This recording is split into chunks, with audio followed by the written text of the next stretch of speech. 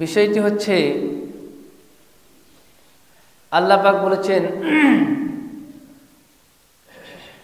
জান্নাত কাদের জন্য নির্দিষ্ট।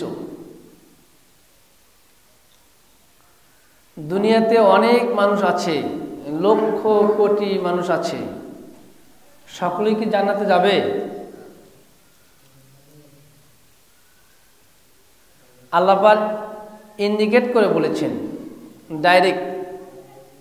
ডাইরেক্ট বলেছেন এই খোলা আকাশের নিচে জমিনের উপরে আমার অনেক বান্দা রয়েছে, সকলের জন্য জান্নাত নয়। সুনির্দিষ্ট করে আল্লাহ পাক বলে দিয়েছেন কারা জান্নাতে যাবে। আজকে আলোচনা হবে কাদের জন্য জান্নাত সুনির্দিষ্ট, কাদেরকে আল্লাহ রাব্বুল আলামিন জান্নাত নসিব করবেন, এটা আল্লাহু আলাম, আল্লাহ পাক ভালো জানেন। কিন্তু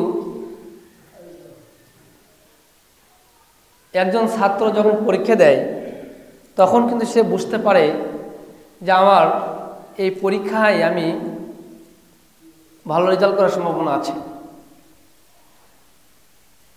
একইভাবে আরেকজন ছাত্র বলে, দোস্ত আমার একটি সাবজেক্ট খারাপ হয়েছে, আমার রেজাল্ট আসবে না, বলে না?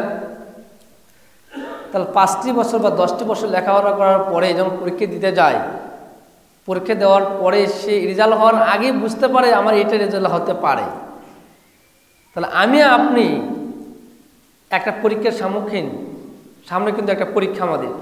সে পরীক্ষাটা কিসের?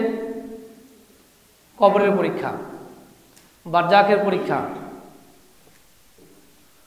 তা সেখানে আমি আপনি উন্নত হতে পারবো কিনা, কামিয়াব হতে পারবো কিনা, সাকসেস সফল হতে পারবো কিনা, এটা কার উপর নির্ভর করবে?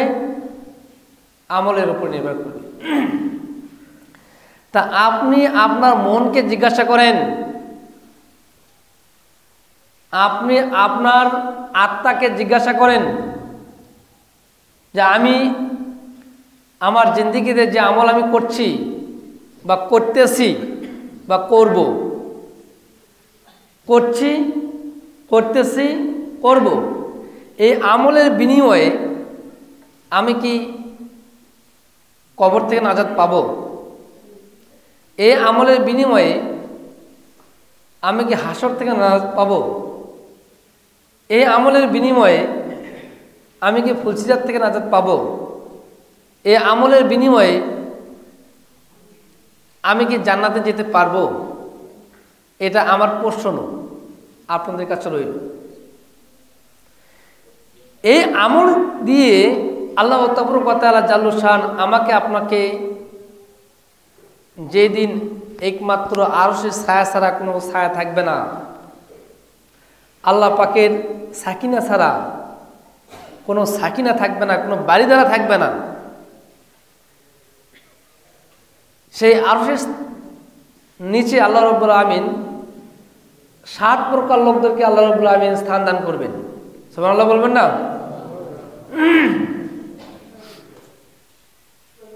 তাহলে আমি আপনি কি ওই 7 শ্রেণীর মধ্যে এই আমল দিয়ে আমি কি জায়গা করে নিতে পারবো? আজকে এই বিষয়ে আলোচনা হবে যে আল্লাহ রাব্বুল আমিন কাদের জন্য জান্নাতটাকে সুনির্দিষ্ট করে রেখেছেন। দুনিয়াতে আল্লাহ পাক বলে দিচ্ছেন আমি কাদের জন্য জান্নাতটাকে সুনির্দিষ্ট করে রেখেছি। খুব মনোযোগ দিবেন। আজকে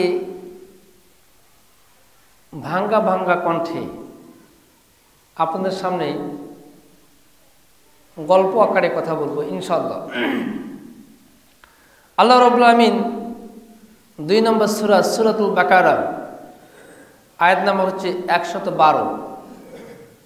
আল্লাহ পাক এই জায়গাতে বলছেন বালা মান আসলামা ওয়াজহাহু লিল্লাহ।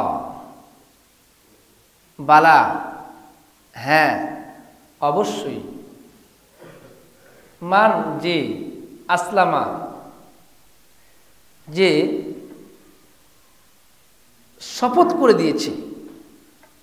আল্লাহ পাক বলছেন বালা, হ্যাঁ, মান যে, আসলামা যে শপথ করে দিয়েছে। শপথ বলতে কসম না, বিলিয়ে দিয়েছে। কি দিয়েছে বিলিয়ে? আল্লাহ পাক বলছেন ওয়াজহাহু লিল্লাহ। ওয়াজহুন শব্দ অর্থ চেহারা, হু মানে তার, এই হুটা জমির, তার এই আত্মাকে, তার এই জানকে, তার এই প্রাণকে, তার এই বডি ফিটনেসটাকে, অর্থাৎ তার এই জীবনটাকে যে আল্লাহ রাস্তায় শপথ করে দিয়েছে, বিলিয়ে দিয়েছে, ত্যাগ করেছে, সর্ব আত্মা নিয়োগ করেছে, আল্লাহ পাক বলছেন এই ব্যক্তির জন্য আমি জান্নাতটাকে সুনির্দিষ্ট করে গেছি।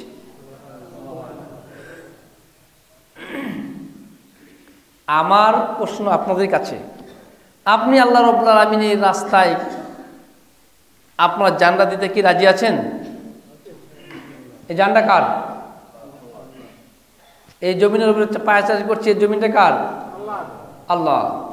যে আকাশের নিচে আমরা অবস্থান করছি, আকাশটা কার? আল্লাহ। আমরা যে কথা বলছি মুখ দিয়ে, এই মুখটা বানিয়েছেন কে? আল্লাহ। এই হাত নাড়াচাড়া করছি, সবই আল্লাহ। তাহলে কথা হবে কার? আল্লাহর। কথা শুনবো কার? আল্লাহর। মানবো কার? আল্লাহ। তাহলে সব কিছু যদি আল্লাহর হয়ে যায়, আপনি যদি আল্লাহর হয়ে যান, আল্লাহ যদি আপনার হয়ে যায়, আপনার দুনিয়াবি এবং আখিরাতে কোনো সমস্যা আছে? তার প্রমাণ আল্লাহ পাক বলছেন, দেখেন আল্লাহ রাব্বুল আমিন কত সুন্দর করে সে কথা বলছেন, বান্দা যদি আমার হয়, আমি যদি বান্দার হয়ে যাই, তার আখিরাত এবং দুনিয়া এবং আখিরাতে তার কোনো টেনশন, সুবহানাল্লাহ বলবেন না? কোনোই টেনশন নেই, কোনোই টেনশন নেই। ওই ব্যক্তির জন্য, ওই মুমিন ব্যক্তির জন্য, মুমিন মাদের জন্য আল্লাহ রাব্বুল আলামিন বলছেন আমি জান্নাতটাকে সুনির্দিষ্ট করে গেছি। সুবহানাল্লাহ বলবেন না? এবার আসুন পরের সেন্টেন্সে বলছেন তারা কারা? ও হুয়া মুহসিন।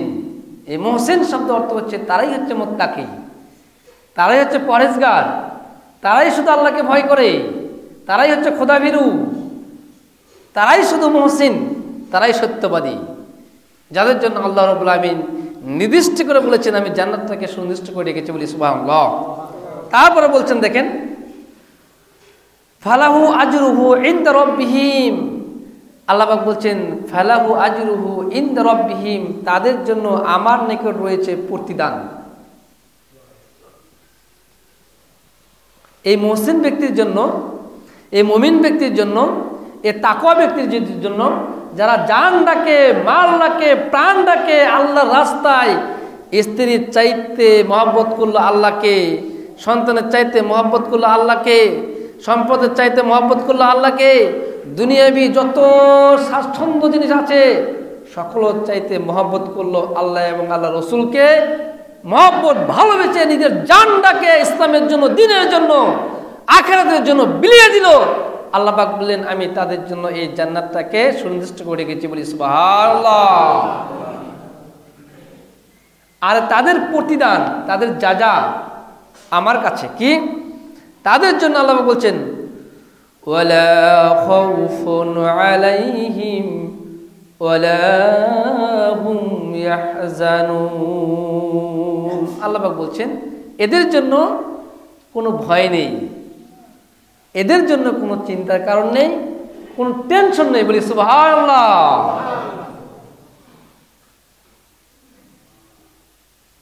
তাহলে জান্নাত এমনিতে এমনিতে হবে না, জান্নাত এমনিতে হবে, আপনার জান দিতে হবে, মাল দিতে হবে, এমন কি এমন সময় আসবে জিহাদের ডাক আসলে জিহাদের ডাকে দৌড় দিতে হবে, এমন প্রস্তুতি গ্রহণ করতে হবে। যেমন এক্সাম দেই, একজন সাহাবী হযরতে হানজালা রাদিয়াল্লাহু তাআলা আনহু এমন সময় বিবাহ করলেন, তার বিবাহের বয়স মাত্র 3 দিন। এমন সময় আল্লাহ রাসূল সাল্লাল্লাহু আলাইহি সাল্লাম জিহাদের ডাক দিয়েছেন, জিহাদের ডাক দিয়েছেন। আল্লাহ রাসূল সাল্লাল্লাহু আলাইহি সাল্লাম বললেন আজকে জিহাদের ময়দানে তোমাদেরকে একত্রিত হতে হবে, কাফির মুশরিকদের সাথে তোমাদেরকে লড়াই করতে হবে।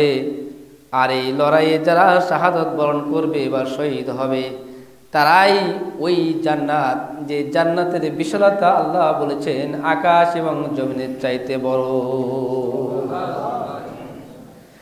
এই জিহাদের ডাক যখন শুনলেন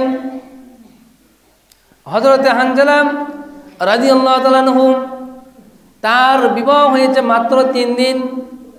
ফুলসজ্জা রাত, বাসর রাত, এমন ফুলসজ্জার রাত বাসর রাতকে ত্যাগ করে, হালাল স্ত্রীকে ত্যাগ করে, ফুলসজ্জার বিছানাকে ত্যাগ করে দৌড় দিলেন, ইয়া রাসূলুল্লাহ, ইয়া হাবিবাল্লাহ, আমার হাতে ইসলামের ঝান্ডাকে উঠিয়ে দিন।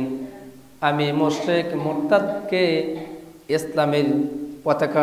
ইসলামের পতাকাকে বিজয় করার জন্য আমি জিহাদের ময়দানে যাওয়ার জন্য প্রস্তুত গ্রহণ করেছি, বলি সুবহানাল্লাহ।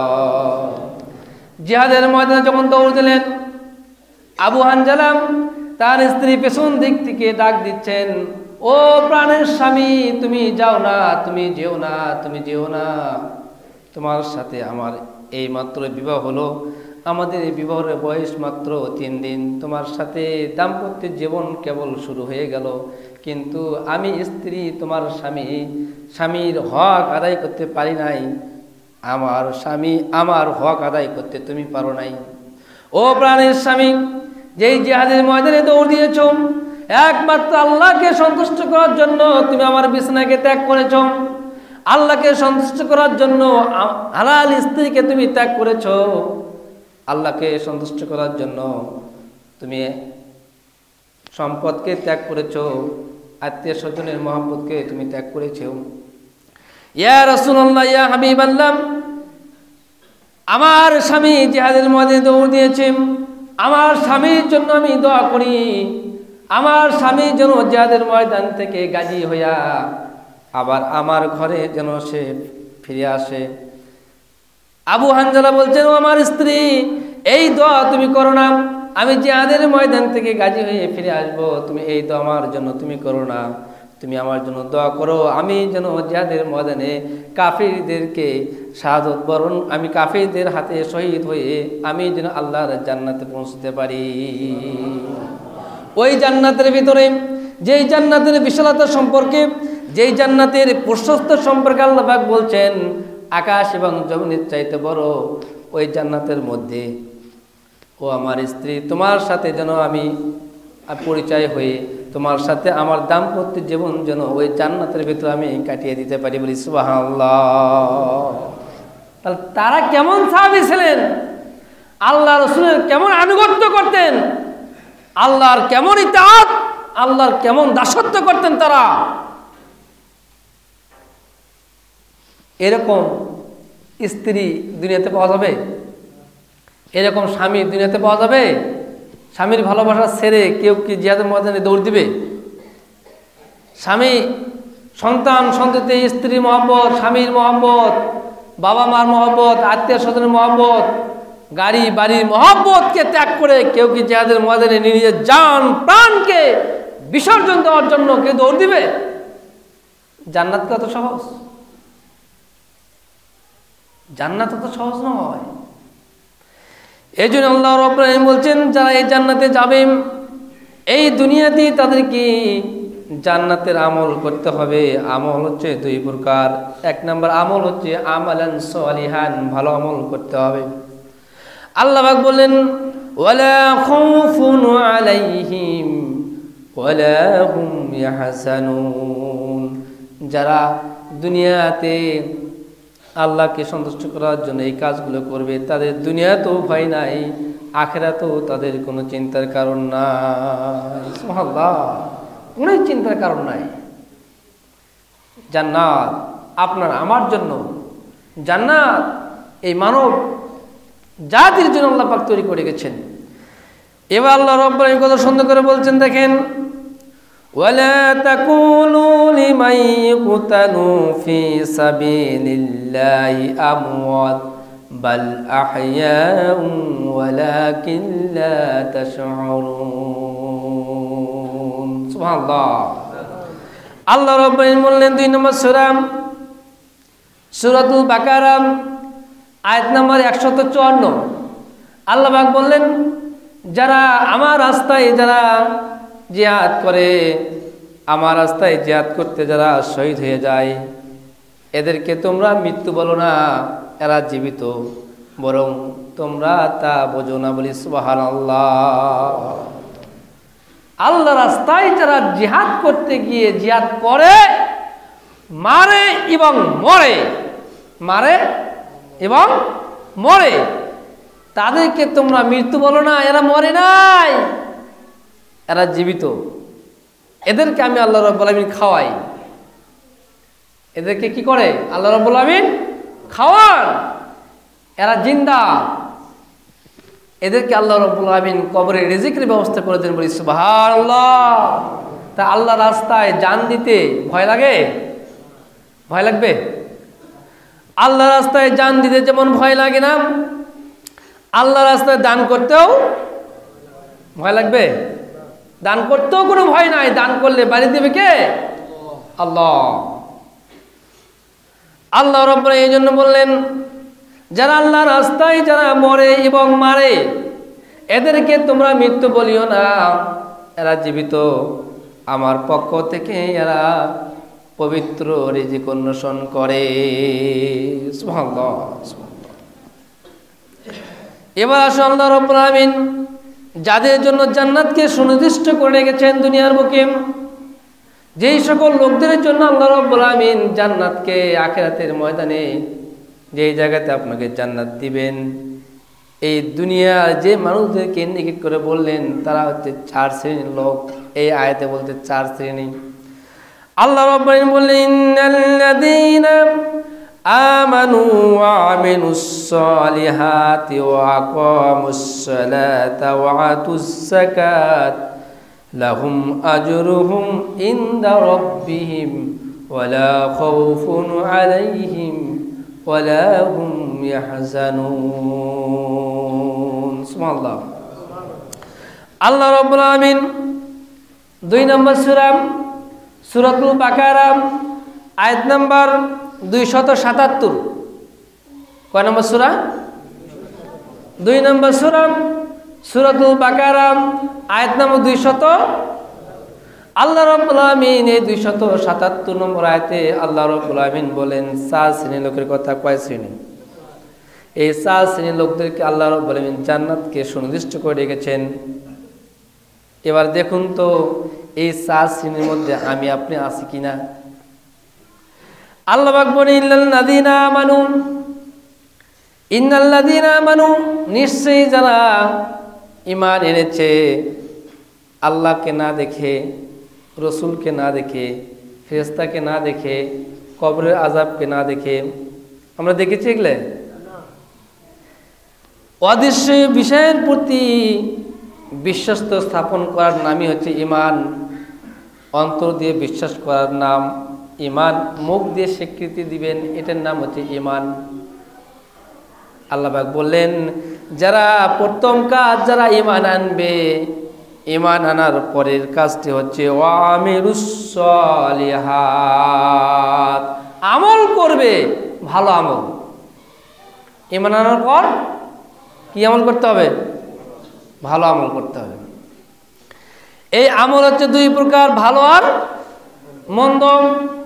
এই আমলের মধ্যে খাঁটি তেল আছে, সরষের তেল। কি তেল 2 প্রকার, এটা খাঁটি, এটা ভেজাল। এটা ভেজাল যুক্ত, এটা ভেজাল মুক্ত। আমলও আছে ভেজাল যুক্ত, ভেজাল। যারা ভেজাল যুক্ত যারা আমল করে, তাদের আমলের কথা আল্লাহ পাক বলেন নাই। যারা ভেজাল মুক্ত আমল করে, তাদের সবকে আল্লাহ পাক 2 গুণ, একটি সবকে 2 গুণে বাড়িয়ে দিবেন। সে আয়াতটা পরে আসছে। 4 শ্রেণীর লোকের কথা আল্লাহ পাক বললেন। আল্লাহ পাক বলছেন, সুনির্দিষ্ট করে আমি দিয়েছি এই 4 শ্রেণীর লোকদেরকে আমি আল্লাহ রাব্বুল আলামিন জান্নাতকে সুনির্দিষ্ট করে গেছি। 1 নাম্বার, আমাকে না দেখে যারা ঈমান আনবে, ঈমান আনার পরে যারা ভালো আমল করবে, বিদআত মুক্ত আমল করবে, শিরক মুক্ত আমল করবে, কুসংস্কার মুক্ত যারা আমল করবে আল্লাহ পাক বললেন তাদের জন্য আমি আল্লাহ রাব্বুল আমিন জান্নাতকে সুনির্দিষ্ট করে রেখেছি। বলি সুবহানাল্লাহ। এবার আসুন আল্লাহ পাক বলছেন ভালো আমলের মধ্যে রয়েছে ওয়া আকামুস সালাত। এক, কি করবে? নামাজ।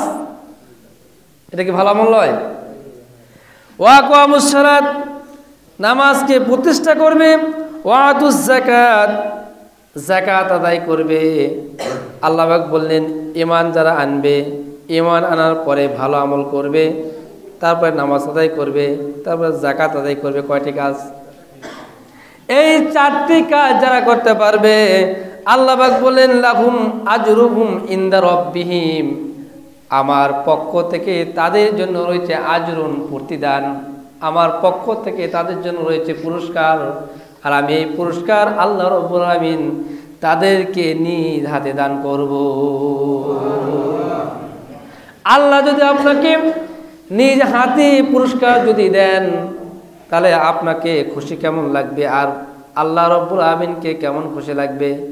দুনিয়ার কোনো নেতা যদি প্রধানমন্ত্রীর কাছ থেকে কোনো উপঢৌকন পায় আর ওই নেতা মানুষের নিকট বলে বেড়ায় প্রধানমন্ত্রীর সাথে গণভবনে সাক্ষাৎ করতে গিয়েছিলাম, আমার সাথে গণভবনে সরাসরি সাক্ষাৎ হয়েছে, আমার জীবনটা ধন্য, বলে না?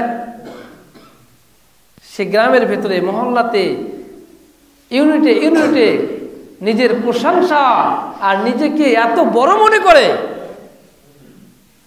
যে প্রধানমন্ত্রীর সাথে গণভবনে বা তার বাসভবনে রাজকীয়ভাবে আমাকে একটা উপঢৌকন দিয়েছে। এই দেখো, সেটা বাসায় শোকেসের ভেতরে বা বুক সেলফের ভেতরে সেটাকে গুচ্ছিত রেখে দেয়, লিখে রাখে, উমুকের মাধ্যমে, ওনার মাধ্যমে আমি এটা পুরস্কৃত পেয়েছি, এবং নিজেকে গর্ববোধ করে না?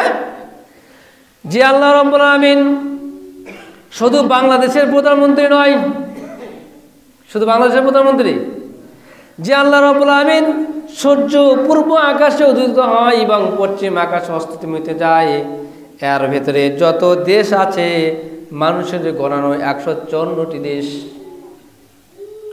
94টি দেশ স্বাধীন দেশ, আরও অনেক দেশ রয়েছে যা এখনো মানচিত্রে আসে নাই, যেগুলোতে এখনো মানুষের সভ্যতায় যায় নাই। এমন জায়গা এখন এই পৃথিবীতে আছে না? এমন জায়গা আছে যেই জায়গাতে মানুষ মাছ পুড়ে খায়, জাল দেওয়া শেখে নাই, সেদ্ধ জিনিসটাকে জানে না। তরি তরকারিকে আমরা যত সুন্দর করে, আমরা ভেজিটেবলকে যত সুন্দর করে আমরা রান্না বান্না করে খাই, এমন কিছু প্রদেশ আছে এই পৃথিবীর বুকে যেই জায়গাতে এখনো কোনো মানুষের সভ্যতাই যায়নি। মানুষ জানি না ওই জায়গাতে একটা প্রদেশ আছে বা দেশ আছে। সব বাংলা বলবেন না? সেই আল্লাহ রাব্বুল আমিন বলছেন আমি প্রধানমন্ত্রীর প্রধানমন্ত্রী, রাষ্ট্রপতি রাষ্ট্রপতি, আমার হাত দিয়ে আমি আমার বান্দাকে পুরস্কৃত করব। বলি সুবহানাল্লাহ।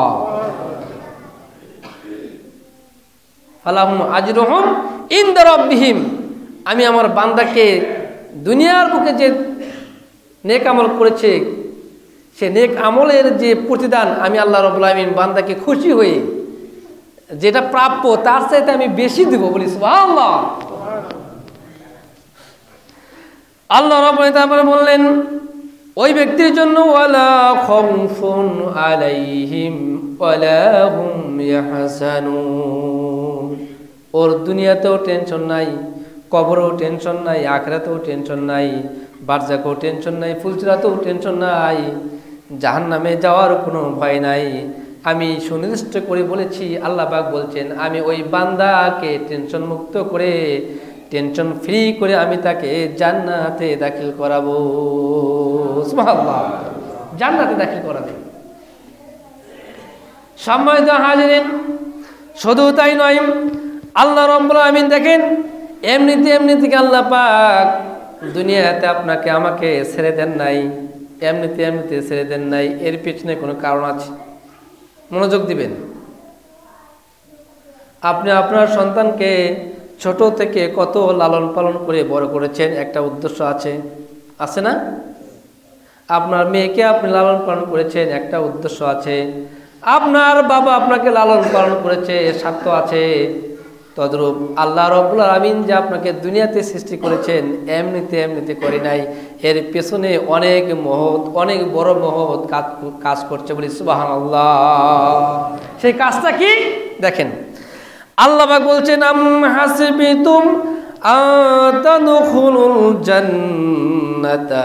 আল্লাহ পাক বললেন তোমরা কি মনে করেছো তোমরা এমনিতেই তোমরা জান্নাতে যাবে? প্রশ্নবোধক করলেন আল্লাহ পাক। আল্লাহ পাক আপনাকে আমাকে প্রশ্ন করছেন, তোমরা কি মনে করেছো